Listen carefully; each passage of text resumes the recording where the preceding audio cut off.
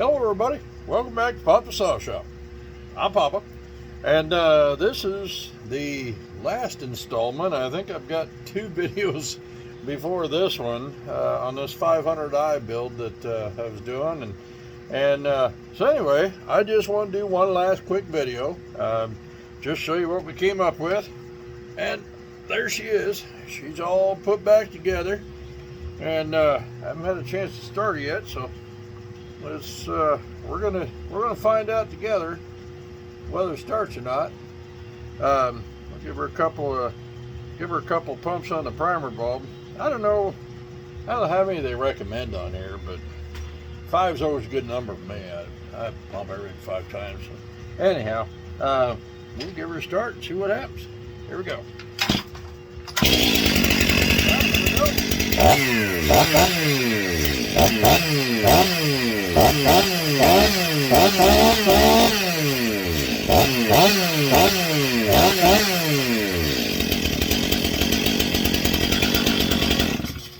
Alrighty, so it's ready to go back to work.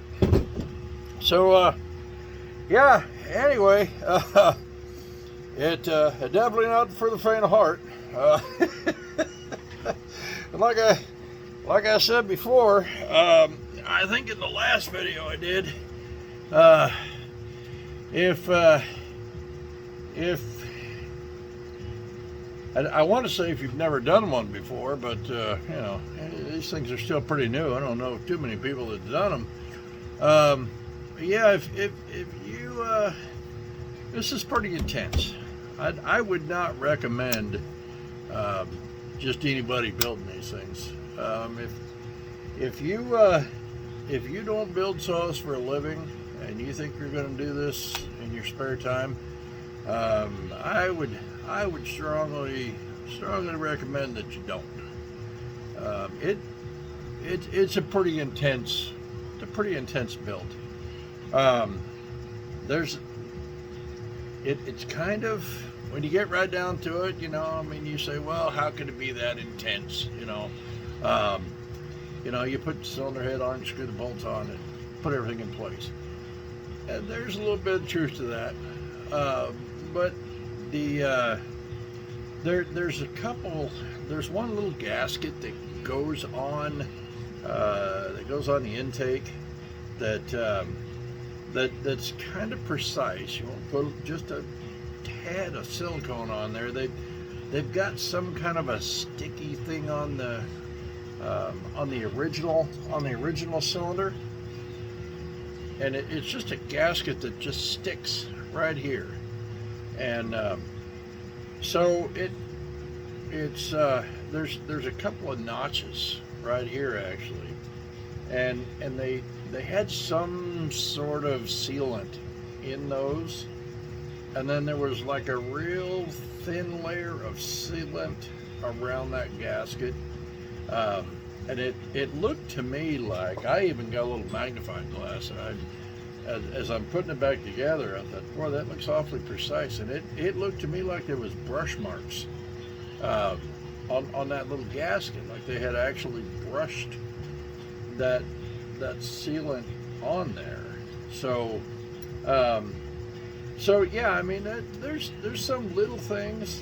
The injector, you got to be really careful that you keep your bench really clean, which is a problem around here, but you got to make sure you don't get anything into that injector, and all the wires have to go. There's some little slots that those wires need to go into, and I noticed as I was putting them in there, in each one of those slots, I noticed that if a person would miss that slot, if you didn't quite get it all the way in there, some of those things you have to kind of press them in a little bit, and they look like they're in, but they're not quite. You got to take a little screwdriver, and if you got in here, you'd see what I was talking about. But yeah, if I noticed that if one of those wires weren't in those slots the way they should be, that it would come out, and one of them would hit the flywheel, and another another one up here would get too close and it would burn some stuff. So I mean, it's yeah, in a sense, it's just like any other saw. You tear it apart and put it back together. But with this one here, there's a little more, well, it's a little more intense. So, there's a lot of stuff I noticed on here that it would be very easy to overlook something, you know. So, again, I think Stihl has finally done it. They have finally gotten to the point where if you cut wood for a living and you don't work on saws for a living, that you probably should not work on a saw.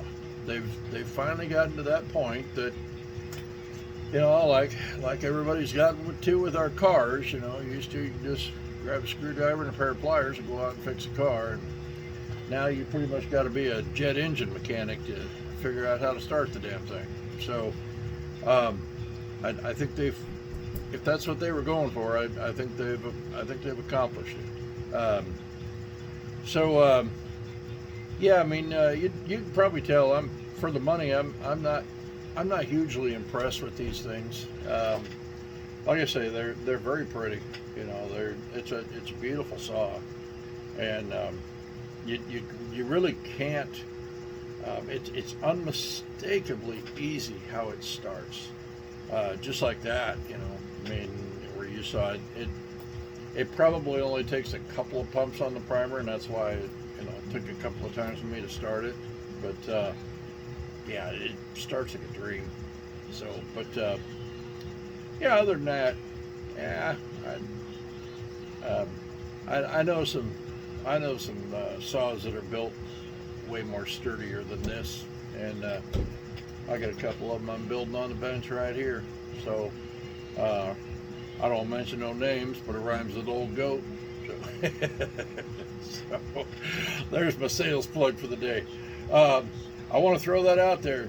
As we're talking about big saws, I have had a question come in from a few people. And when are you going to start building an 880, Papa? Are you going to build an 880 duplicate saw? Are you going to build an 880 old goat saw? So here is the big reveal.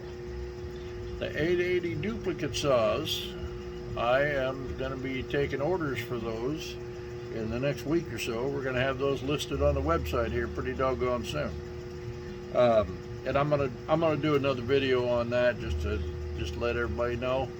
But if you're watching this video right here, I'll tell you right now, you need to get in on that on the website at www.papashop01.com. If you do not see an 880 duplicate saw on there yet, send me a message on that little deal on the right hand side down there. I always tell you about it. Get down there and ask me about it. Because we are going to be taking orders for those pretty soon. The duplicate saw, and I right now have an 880 old goat that is out being tested, and so it won't be long before we're going to be introducing. It won't be called an 880 because it's definitely not. It's not an orange saw. It'll be called something else to be announced later. But the old goat is out testing one of those big old monsters right now, and I guarantee you it's going to be a monster when we get her out there. So keep watching the website, www.papashop01.com. Keep checking in. Check in with me. If you don't see it pretty soon, say, hey Papa, when's it coming up? There's going to be an introductory price. I strongly urge you to get in on that introductory price.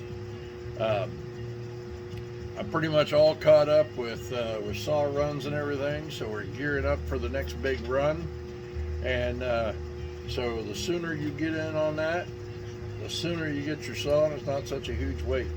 So, alrighty, done all I can do. I think I've done all the damage I can do for one day. So we're gonna get this sent back out in the woods, get her put back to work, and till next time, be careful out there, and happy motoring.